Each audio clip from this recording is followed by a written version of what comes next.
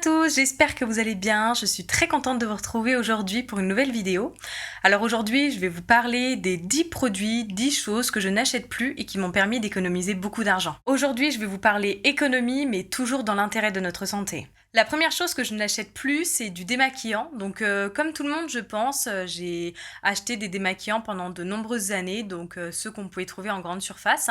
Et j'utilisais aussi des gels lavants pour le visage, pareil avec pas toujours des compositions très clean. Et aujourd'hui, je n'en utilise plus, je préfère utiliser de l'huile de coco bio pour me démaquiller, donc où il suffit de mettre une toute petite noisette dans sa main, de bien frotter, et en fait tout le maquillage s'en va super facilement.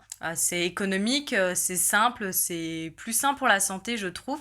Et pour me laver le visage, j'utilise un savon solide végétal. Donc c'est pareil avec une bonne compo. Et les deux combinés, économiquement, c'est vraiment bien plus avantageux. Et donc pour moins de 5 euros, vous avez votre démaquillant et un savon plus sain pour la peau. Depuis que j'ai simplifié cette routine quotidienne pour le soir, j'ai vu déjà de vrais effets sur ma peau. Et puis économiquement, c'est vraiment hyper avantageux. Alors ça paraît pas comme ça, on se dit juste un démaquillant, un savon, c'est pas bien cher, mais en fait sur une année complète, sur 5 ans, sur 10 ans, les économies peuvent vraiment être importantes. Le deuxième produit que je n'achète plus, c'est les cotons et les protections mensuelles.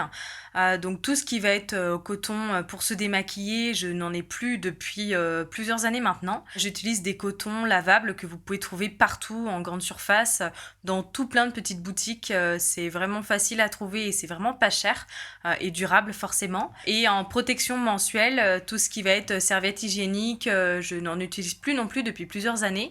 J'ai adopté depuis longtemps maintenant les culottes menstruelles et niveau économique, écologique, il y a une vraie différence. Même vis-à-vis de la peau, je trouve que c'est bien plus respectueux du corps et j'ai vraiment vu une différence au long terme. Donc encore une fois, ce sont des produits comme ça qui ne coûtent pas cher. Un sachet de coton va coûter entre 1 et 2 euros. Un paquet de serviettes hygiéniques, ça va être entre 3 et 4 euros. Mais en fait, lissé sur les mois, sur les années, il y a une vraie différence. Et c'est vrai que c'est important pour faire des économies de penser au long terme. La troisième chose que je n'achète plus, ou du moins que j'ai grandement réduit, c'est le maquillage. Pendant très longtemps, j'achetais beaucoup de maquillage, de fard à paupières, de blush, de tout ce que vous voulez, de rouge à lèvres. Et en fait, j'en avais tellement que la plupart étaient à moitié entamés, parfois même pas commencés, ou qui finissaient périmés. Et en fait, j'avais surtout remarqué que je me maquillais toujours avec les mêmes produits. Et ça a fait une vraie différence niveau économique quand j'ai réduit au strict minimum de me dire avec quoi je me maquille au quotidien et de garder uniquement ces produits-là. J'ai aussi choisi d'utiliser des cosmétiques non testés sur les animaux avec la meilleure compo possible. Et donc ça réduit drastiquement les achats compulsifs. Et au long terme, c'est pareil. Du maquillage, ça n'a pas l'air de coûter bien cher comme ça, par-ci par-là, un petit fard à paupières, un petit rouge à lèvres de temps en temps. Mais sur l'année, c'est pareil, ça fait faire de belles économies quand finalement on n'achète que ce dont on va avoir besoin et ce qu'on va vraiment utiliser. La quatrième chose que je n'achète plus, enfin que en tout cas j'ai grandement diminué en achat, c'est l'achat de vêtements de manière compulsive. Donc ça va être principalement de la fast fashion, donc c'est ce qu'on va trouver le plus facilement en fait dans les magasins autour de nous. Ça coûte pas très cher, souvent c'est joli, on se dit que ça on a très envie de l'avoir dans notre garde-robe et finalement on va pas le porter ou très peu, trop peu. Et donc à partir du moment où je me suis dit je vais faire vraiment du tri dans mes vêtements, regarder ce que j'utilise le plus souvent et que je porte sur plusieurs années, j'ai fait un grand tri. Je vais préférer acheter des vêtements de meilleure qualité qui vont coûter plus cher, donc du coup ça va me permettre de réfléchir vraiment avant de passer à l'achat, de me dire est-ce que vraiment je veux ce produit. Et je trouve que niveau économie et écologie, ça a une très grande importance. Et en termes de charge mentale aussi, c'est hyper allégé parce que on a moins de choix, mais ça va être que des vêtements qu'on aime bien et qui sont faciles à porter. Donc il n'y aura pas ce dilemme de se dire mais avec quoi je vais mettre ce chemisier hyper coloré ou je ne sais quoi. Donc voilà, des vêtements, moins de vêtements, mais de meilleure qualité qualité, de manière intemporelle. Ça m'a fait économiser beaucoup d'argent. C'est pareil pour tout ce qui est chaussures. Avoir des chaussures qui sont peut-être plus onéreuses mais de meilleure qualité. Et donc du coup, on en aura moins parce qu'on va chercher à avoir des paires de chaussures qui peuvent aller avec à peu près tout. Et ça fait faire de belles économies à la finale. La cinquième chose que je n'achète plus et qui m'a fait économiser beaucoup d'argent, ça va être tout ce qui va être bonbons et gâteaux industriels. Alors bonbons, ça fait très longtemps maintenant que j'en achète plus parce que c'est avec de la gélatine de porc, donc c'est pas quelque chose qui me plaît.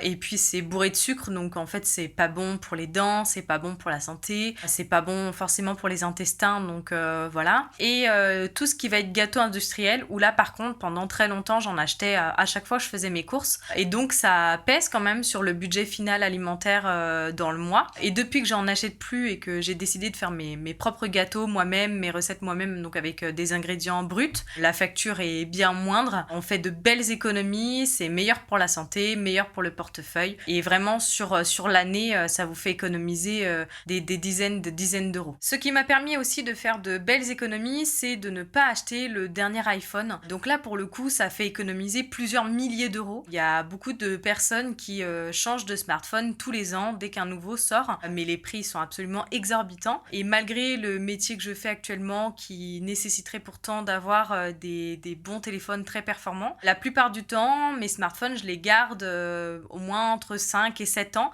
jusqu'à ce que la mise à jour ne soit plus possible. Et donc pour le coup, c'est écologique et économique et ça fait aussi une vraie différence sur le budget de l'année. La septième chose que je n'achète plus, ça va être tout ce qui va être eau en bouteille.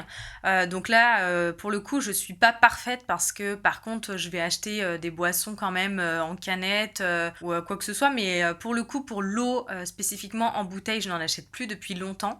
J'ai privilégié plutôt de l'eau du robinet que je mets dans ma carafe filtrante. Et sinon, pour les déplacements, je vais avoir des gourdes ou des thermos qui me permettent d'emmener mes boissons partout à l'extérieur. Mais pour le coup, un pack d'eau, en fait, ça coûte pas bien cher comme ça non plus. Mais sur le mois, ça peut faire un certain budget. Et sur l'année aussi, reporter sur 5 ans, sur 10 ans, ça peut être vraiment important. Niveau écologique, c'est pas idéal non plus. Et donc, je me suis dit que c'est beaucoup plus simple en fait en gain de place, même chez soi ou quand on fait les courses, un pack d'eau c'est très lourd. Donc le fait d'avoir juste son eau chez soi directement au robinet dans sa carafe, je trouve ça plus pratique, plus économique, plus écologique. La huitième chose que je n'achète plus, ça va être tout ce qui va être capsules et dosettes à café. Donc je suis moi-même une grande consommatrice de café, mais j'ai investi dans une cafetière à grains et ça me permet finalement d'acheter mes sacs de café en grains par grosse quantité, voilà, des sacs de 1 kg. Donc niveau écologique et économique, c'est mieux. Au kilo, ça coûte bien moins cher. Et le café, en plus, est plus frais, il est meilleur. Donc voilà, je ne peux que vous conseiller, si vous aimez beaucoup le café, de passer à une cafetière en grains. Alors, c'est un tarif qui est peut-être un peu plus onéreux, mais en fait, au long terme, c'est pareil, ça va faire de sacrées économies sur les mois et les années à venir. La neuvième chose que je n'achète plus, ça va être tout ce qui est pâte à tarte ou les petites crêpes wrap.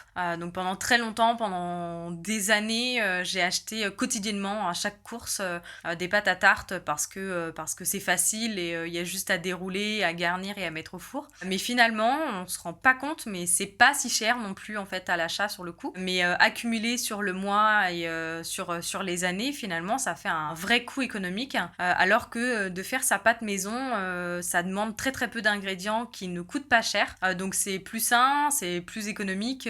Voilà, j'ai trouvé une vraie différence, en tout cas sur mes courses, où je me dis que je préférais mettre l'argent économisé dans d'autres produits que dans des pâtes à tarte que je peux faire moi-même chez moi. Donc ça peut faire peur au début quand on n'en a jamais fait, mais finalement c'est très rapide à faire, c'est simple, c'est facile, on peut en faire n'importe quand et vraiment économiquement il y a une vraie différence. La 10e chose, ça va être tout ce qui va être les abonnements superflus. Donc là ça va être des dépenses presque presque invisibles en fait, qu'on va pas trop prêter attention sur notre compte en banque, mais finalement à la fin peuvent vraiment faire une différence aussi. Je vais penser par exemple à l'abonnement à la salle de sport ou à la piscine ou n'importe quoi, et où en fait on se rend compte qu'on y va très peu de fois, pas assez en tout cas pour que l'abonnement soit rentable. Donc se poser la question si cet abonnement a une utilité ou pas. Donc effectivement, si vous allez régulièrement à la salle de sport ou faire de la natation par exemple, oui, l'abonnement il est hyper rentable, mais si vous vous rendez compte que vous y allez très peu, finalement peut-être que d'y aller que de manière ponctuelle sera peut-être plus avantageuse pour vous que d'avoir un abonnement directement. Et après, ça va être tout ce qui va être les plateformes de musique ou de streaming. Donc c'est pareil, c'est en fonction de votre quantité, de votre usage quotidien en fait de ces plateformes-là. Aujourd'hui, il y a beaucoup de plateformes de streaming.